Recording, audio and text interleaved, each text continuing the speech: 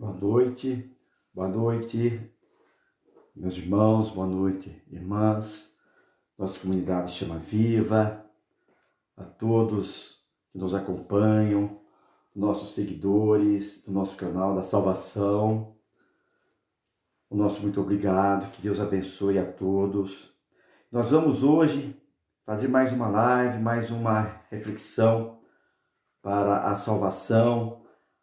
A pregação de hoje, nós vamos fazer mais uma pregação para a nossa comunidade Chama Viva, a todos aqueles que nos acompanham, a todas as pessoas que estão nos seguindo, a todos que estão pedindo oração. Nós estamos orando por você. Portanto, nessa noite, meus irmãos e irmãs, de toda a comunidade, todos os nossos seguidores, que nos acompanham no nosso canal da Reflexão para a Salvação. Que a paz de Cristo e o amor de Maria estejam com todos nós nesta noite. Hoje, mais uma vez, nós vamos estar levando essa pregação, essa palavra, essa live a toda a nossa comunidade, Chama Viva, as demais comunidades, a todos os nossos seguidores que nos acompanham, a nossa reflexão para a salvação no nosso canal. Que coisa boa é ter esse tempo, que maravilha compartilhar com vocês nesta noite o Evangelho de Jesus Cristo. Eu quero agradecer a todos e dizer a vocês, o fato de nós sermos católicos não nos imunizam. Nós estamos sujeitos por qualquer outra pessoa a sermos contaminados por esse vírus. Então eu faço apelo a você, tome um cuidado, atenda às orientações médicas, ao sair, lave as mãos, use álcool gel. Isso vai ajudar você, vai ajudar a sua família, ajudar as pessoas que você ama. Todos nós precisamos estar conscientes da colaboração que cada um deve dar nesta hora. É fundamental e que a nação atravessa. É o que Deus abençoe a sua vida, que Deus abençoe sua família, e o pregador está orando por vocês. Tá bom? Eu quero agora compartilhar com você nesta noite a palavra de Deus. E o texto que vou ler está em Lucas, no capítulo 5, versículo 12 a 16. 12 a 16. Quero agradecer o nosso presidente da comunidade Chama Viva, o Dirceu Estevanato, o padre Sérgio Moro, nosso carinho, nosso abraço, Deus abençoe também. Está escrito assim, Lucas 5, capítulo 12 a 16, diz assim: Aconteceu que, estando Jesus numa da cidade, veio à sua presença um homem coberto de lepra. Ao ver Jesus, prostrando-se com o rosto em terra, suplicou-lhe: Senhor, se quiseres, pode me purificar-me. E Jesus, estendendo a mão, tocou-lhe, dizendo: Quero. Fica limpo, Jesus disse. E no mesmo instante lhe desapareceu a lepra. Ordenou a Jesus a que ninguém o dissesse, mas vai, ele disse, mostra-te ao sacerdote e oferece pela tua purificação o sacrifício que Moisés determinou para ser de testemunho ao povo. Porém, o seu espírito cada vez mais se divulgava, cada vez mais, e grandes multidões afluíam para ouvirem e serem curadas de suas enfermidades. Jesus, porém, se retirava para um lugar solitário, para um monte, e orava. Eu gostaria de pensar com você algumas coisas importantes desse texto. Primeiro é que esse episódio está narrado nos 3 evangelhos, Mateus, Marcos e Lucas. Mateus é o único evangelista que situa geograficamente este episódio, porque diz que foi logo que Jesus desceu do monte, quando pregou o sermão chamado Sermão da Montanha. Então sabemos que foi na Galileia que aconteceu esse episódio. Marcos, evangelista, que estende um pouco mais o registro e dá mais ênfase a esses detalhes, mais rico na sua descrição desse episódio da cura desse leproso. Mas nós escolhemos o texto de Lucas porque Lucas escreve essa passagem como médico. Lucas era um médico, Lucas era o historiador, Lucas era um cientista. E ao retratar esse caso, ele dá dados mais específicos sobre essa enfermidade deste homem e do estágio da enfermidade. Porque, note você comigo, veja que Lucas, ao descrever este leproso, diz que ele estava coberto de lepra. A lepra naquela época era a doença mais temida, era também contagiosa. E quando uma pessoa ela era infectada com a lepra, essa pessoa ela tinha que ser removida. Ela tinha que ficar em quarentena, ficar numa caverna, um leprosário, lá no leprosário, porque a lepra era altamente contagiosa. Essa pessoa não podia mais abraçar sua família, seus amigos, nem mesmo conviver com a sociedade. Não podia frequentar a sinagoga, os templos, nem as festas de Israel. A lepra é uma doença tão terrível que secretava as pessoas, ela afastava as pessoas da sociedade. Então eu queria ver nesse texto de hoje, tratar com você sobre a verdade que esse texto está nos mostrando. Em primeiro lugar, é sobre o doente. Versículo 12 diz: aconteceu que doente, numa cidade apareceu um homem coberto de lepra.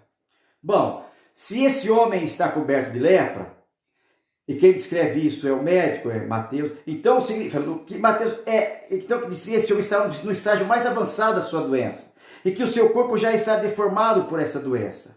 A lepra ia devastando a pessoa, ia sucateando o corpo dessa pessoa, deixando essa pessoa desfigurada, cartilagem, com os lábios, os narizes, as orelhas, a ponta dos dedos, os dedos dos pés, tudo isso já estava tomado pela lepra.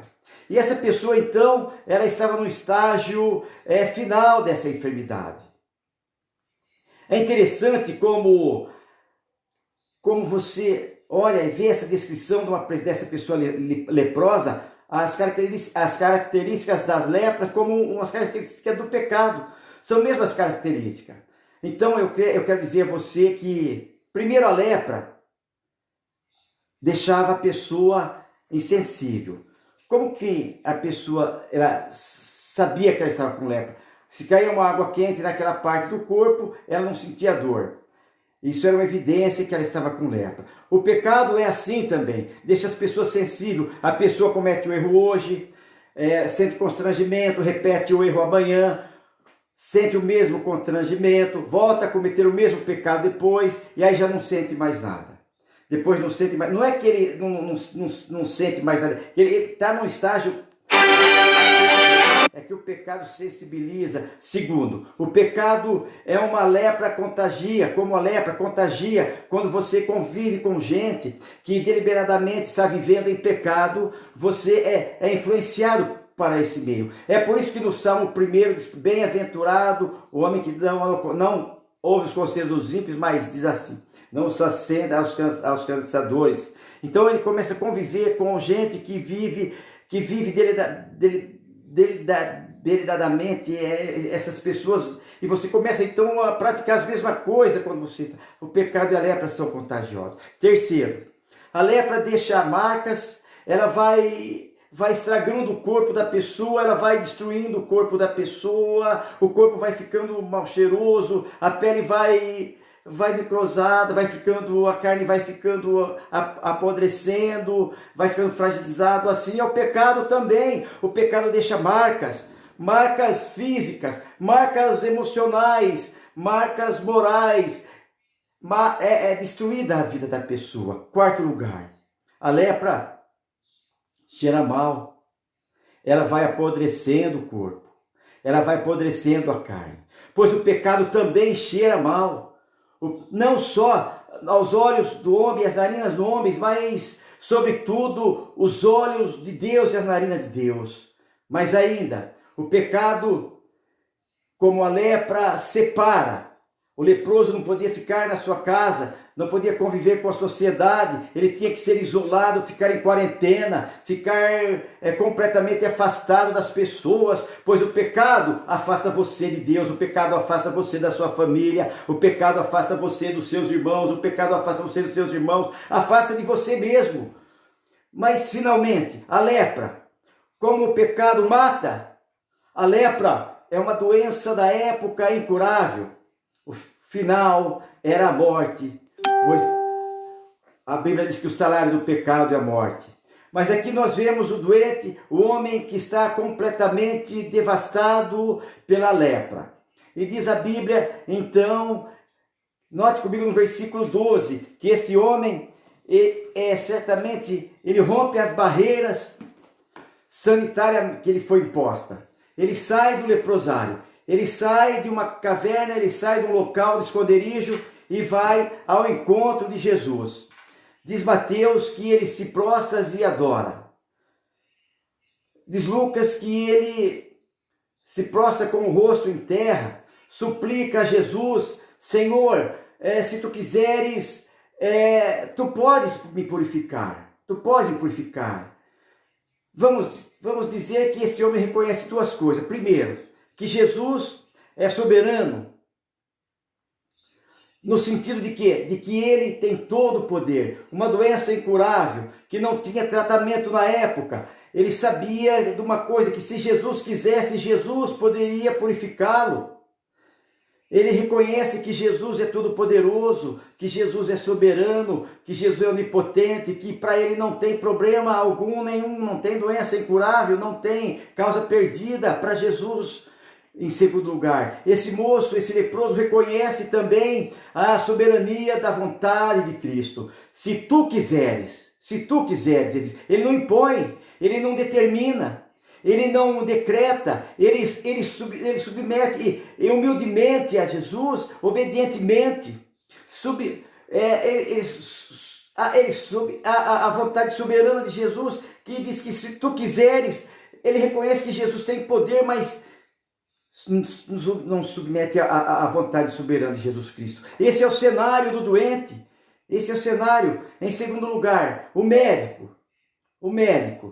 Note agora, veja bem, o que Jesus vai fazer aqui agora. Presta atenção. Está escrito assim, no versículo 13. E ele, estendendo a mão, tocou-lhe dizendo, quero, fique limpo. É curioso que Marcos, relatando esse mesmo episódio, que Jesus, profundamente compadecido dele, estendeu a mão, tocou e disse, quero, fica limpo. Bom, hoje nós estamos vivendo esse drama da pandemia do coronavírus, do Covid-19. Nós estamos aí tentando buscar, os cientistas estão correndo atrás em busca de um remédio que possa sanar esse problema. Os cientistas estão buscando uma vacina, talvez depois de mais de um ano ficará pronta para tratar profilaticamente ou preventivamente. Em outras palavras, a ciência, com todo o seu avanço, tem também os seus limites.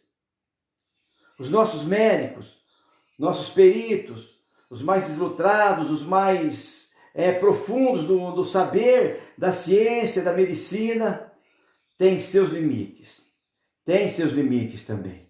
Mas note você que esse médico divino, para ele não tem problema, não tem doença, não tem nada incurável. Jesus demonstra de algumas coisas que eu quero destacar. Primeiro, ele profundamente Jesus, compadecido com aquele leproso que toca nele e diz, fica limpo. Jesus compadece de nós. Jesus, ele não olha para nós com um olhar indiferente, obstante. Ele sabe a sua dor, ele sabe a sua luta, ele sabe a sua doença, ele sabe as suas angústias, ele conhece aquilo que está minando a sua vida, minando a sua saúde, minando a sua paz, minando a sua esperança, ele sabe. Ele se compadece por você. Segunda coisa que vale a pena destacar é que naquela época, como hoje, não se podia tocar em leproso.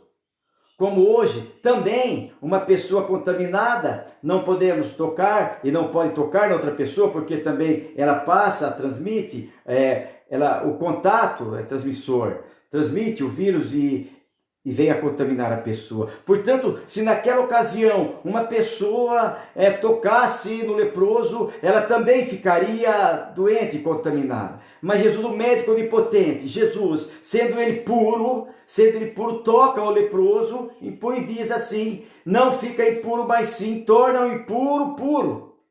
Ele é o Todo-Poderoso, Deus é onipotente, é o médico dos médicos. Ele não só se compadece, mas ele toca. E a pergunta é: por que Jesus tocou naquele homem coberto de lepra? Bastaria dar uma ordem, ele ficava limpo. Por que Jesus o tocou? Por quê? É muito simples, por razão muito simples, porque Jesus sabia que aquele homem não tinha apenas uma lepra a devastar a pele, a carne e os ossos, mas ele tinha também uma doença maior ainda, que era o desespero, que ele se sentia um objeto descartável, ele se sentia uma pessoa abandonada, que as pessoas davam volta e achavam que ele era um problema tão grave, e as pessoas, maldita seja, se ele quer aproximasse, e se ele tentasse se aproximar, ele era apredejado, e ele não sabia o que era um aperto de mão há tanto tempo, ele não sabia nada, ele tinha traumas emocionais tão profundo, e Jesus toca nele. Toca para curar as suas emoções. Jesus o toca para dizer: mesmo que você seja um leproso, para mim você tem valor, para mim você tem bondade, você toca. Para demonstrar que aquele homem tinha muito valor aos seus olhos e demonstrar a ele o seu amor, o seu afeto, a sua compaixão. Mas mais do que isso, essa palavra que aparece aqui, quando Jesus disse que o tocou, e estendendo a mão, e tocou, e na língua original, ela não é assim, tocar como um blinde, tocar como hoje a pessoa estende a mão para você talvez não tenha a mesma liberdade de dar um bom aperto de mão, de dar um gostoso abraço, você se afasta, porque essa orientação nós recebemos e devemos fazer isso mesmo. Mas a palavra tocou, e que traz a ideia de que Jesus envolve esse homem.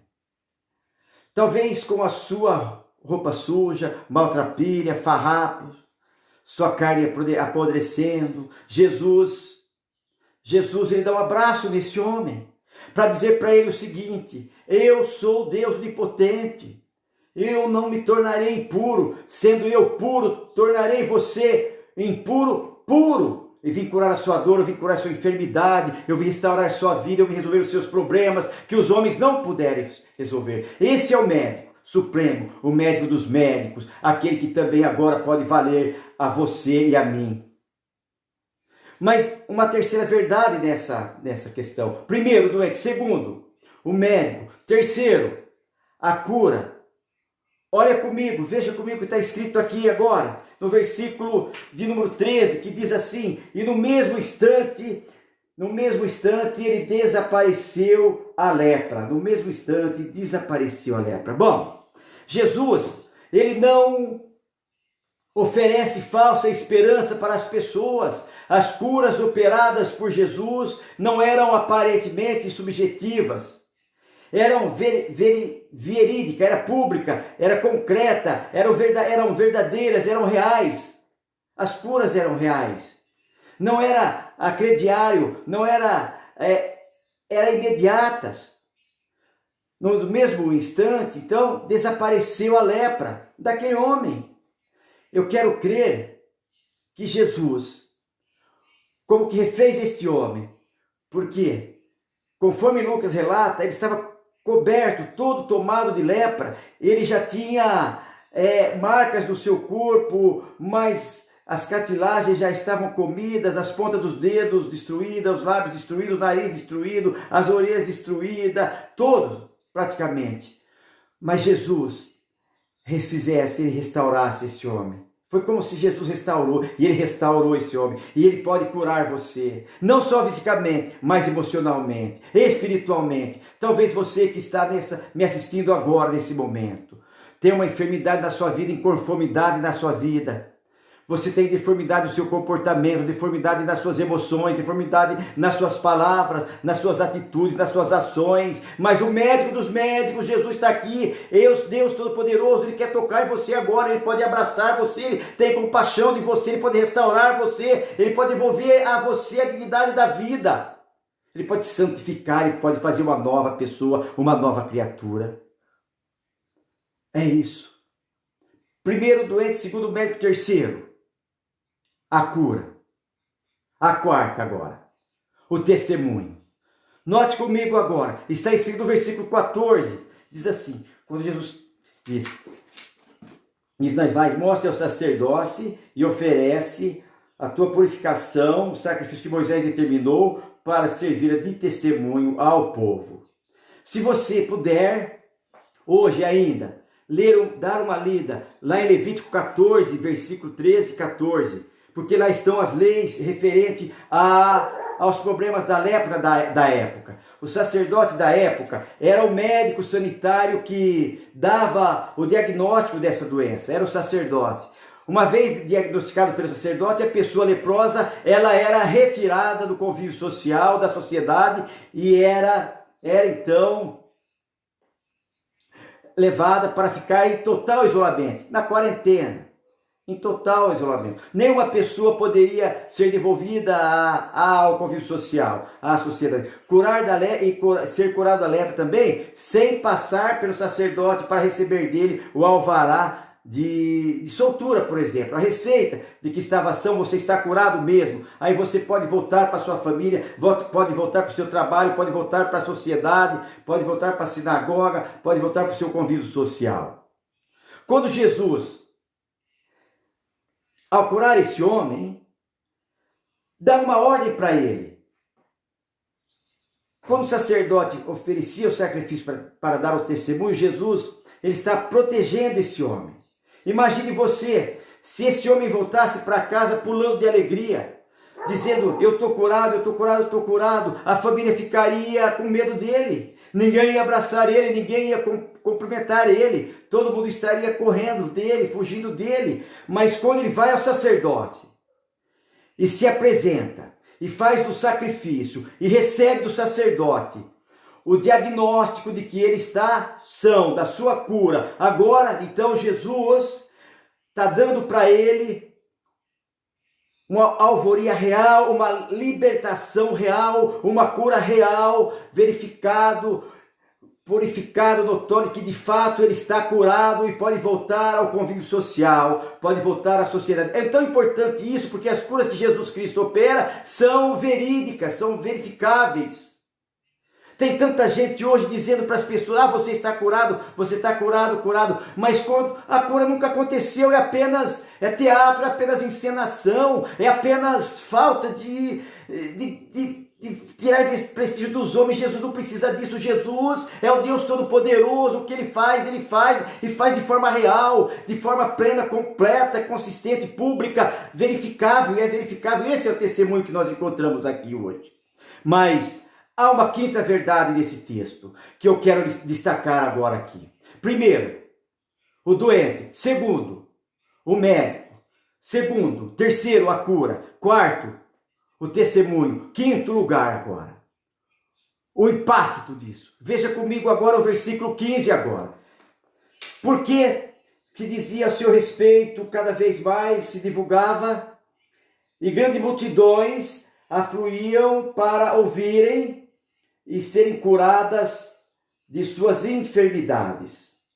Note você como Jesus é diferente dos chamados curandeiros temporâneos. Às vezes as pessoas nem recebeu uma cura, mas se bota diante das câmeras antes da hora e se divulga, porque aconteceu isso, aconteceu aquilo, quando aquilo realmente a cura não aconteceu. São charlatões. Jesus ele faz uma cura real.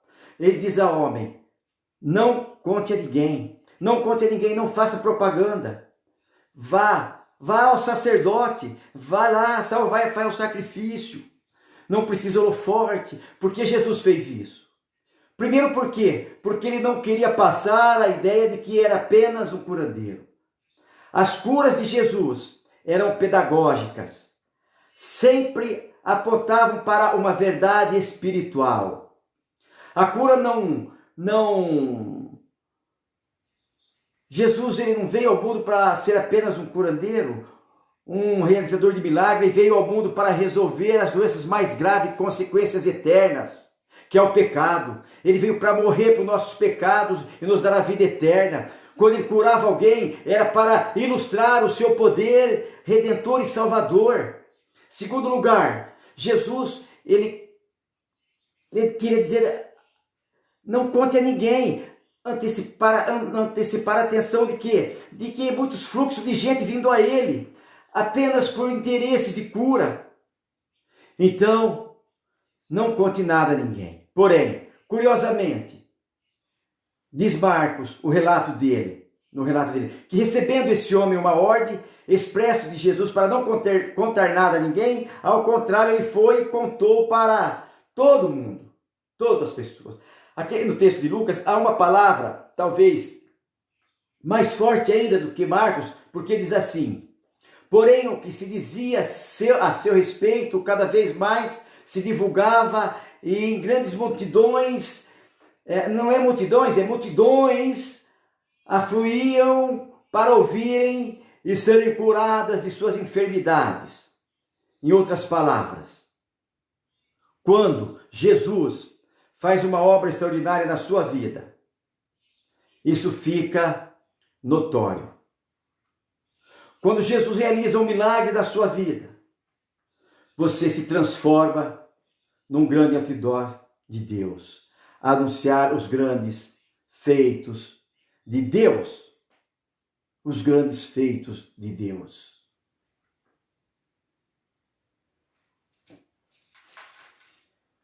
A minha oração é que quando as pessoas olharem para nós e verem em nós uma pessoa transformada, uma pessoa regenerada, uma pessoa que resplandece a glória de Deus, uma pessoa que está vivendo sobre a luz do rosto de Deus.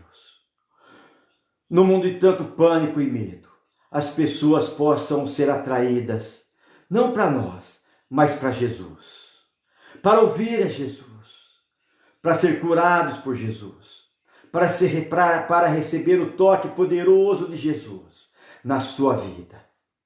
Mas eu quero concluir dizendo para você, trazendo para você a sexta verdade que esse texto nos ensina. Primeiro, o doente. Segundo, o médico. Terceiro, a cura. Quarto, o testemunho. Quinto, o impacto. Sexto, agora, o retiro espiritual. Olha comigo o versículo 16. E, tendo Jesus, porém, se retirava para lugares solitários e orava. Ora, Jesus mais uma vez diverge a maioria de nós.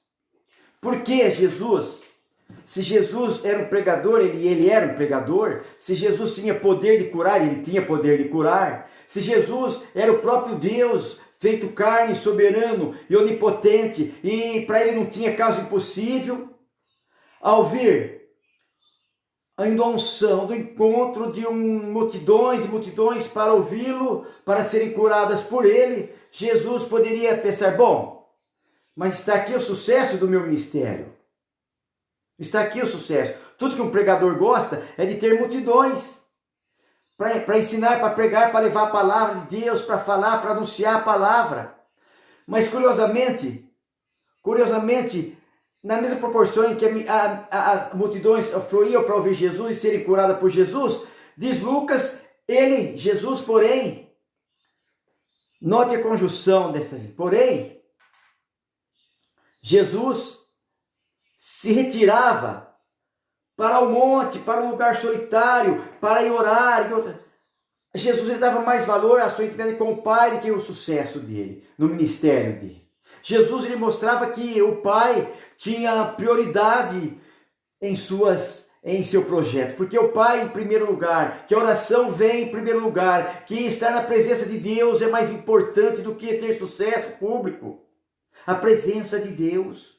Ainda vale destacar que Lucas, que é o evangelho que trata da pessoa de Jesus Cristo, como homem perfeito, é Lucas que retrata como o outro evangelista, nenhum outro evangelista retrata. E Jesus como homem, ele dependia do poder de Deus, ele dependia do Espírito Santo. Tanto é fato que no versículo seguinte, versículo 17, está escrito assim: ora, aconteceu que, indo daqueles dias, estava ele ensinando, e achavam que, assentado ali, o mestre da lei, vindo de todas as aldeias da Galiléia, da Judéia, de Jerusalém, e o poder do Senhor estava com ele, para curá-la. O poder não vem senão por meio da oração, por meio da fé, por meio da perseverança. Quando você ora para que Deus dá poder a você, quando você ora que Deus capacita você, quando você reza, você ora que Deus dá todas as ferramentas que você precisa para o seu ministério, exercer o seu ministério. É hora então de nós entendermos a necessidade do bem e do retiro. É se retirar.